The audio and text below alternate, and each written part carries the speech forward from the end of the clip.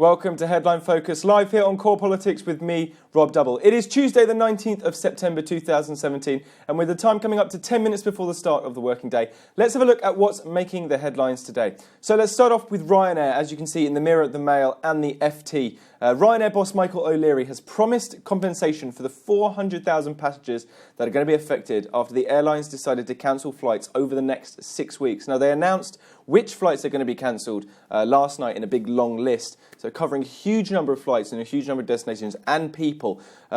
Mail saying Michael O'Leary has admitted to his firm has messed up, with the Mirror going further and saying the firm had known about the problem since last year but has done nothing. I hope you're not one of those affected by your cancellations if you're going on holiday anytime soon. And next up in the Times, climate change predictions to be revised. Now, senior scientists have said the worst impacts of climate change could still be avoided after revising their previous predictions to do with climate change. A new study by Nature Geoscience has found that the world has warmed more slowly than had been forecast by computer models used by the Intergovernmental Panel on Climate Change.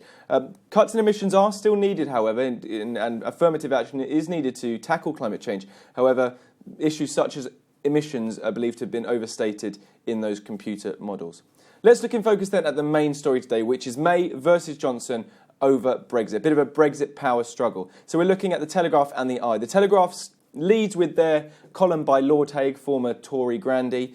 Theresa May must use a landmark speech on Friday, that's of course when she's giving her Brexit speech, to unite the cabinet around an agreed plan on Brexit or risk an irreversible split in the Conservative Party. This is referring to, we covered this yesterday, to Boris Johnson's article over the weekend outlining his vision for Brexit. It wasn't a short article, about 4,000 words, similar length to the speech Theresa May is going to give on Friday. Effectively, saying this is what I would do, this is what I think Brexit is about. Irreversible split in the Conservative Party? Well, certainly Boris Johnson's article, it was unauthorised by Downing Street. Theresa May did not approve that speech to go out. Certainly it took the limelight out of Theresa May's speech later on this week, and has been interpreted by some as a stab at Theresa May's authority. Why Mr Johnson's doing this, Boris Johnson's doing this? Well, it's been rumoured that it's about this idea of a hard and soft Brexit. Boris Johnson, Michael Gove, Priti Patel, the Brexit cabinet are worried that the input of people such as Philip Hammond and Amber Rudd, soft Brexiteers, is getting to Theresa May, and as such we're going to pursue as a UK a soft Brexit strategy, something they fundamentally disagree with. Could also be just Boris Johnson wanting to get in the headlines. It's been a pretty quiet summer for him as Foreign Secretary with regards to serious political stage, being on the stage. It could also be Boris Johnson being marginalised. This is widely reported that Boris Johnson and Theresa May, have not had a particularly strong relationship over the past few months. He's been marginalised at the side of the Conservative leadership. It could just be him saying, I'm not going down without a fight. Eyes reporting May and Johnson will have a showdown meeting in New York today. They're both at the UN currently. One more story then, the UK debt crisis. This is in The Guardian.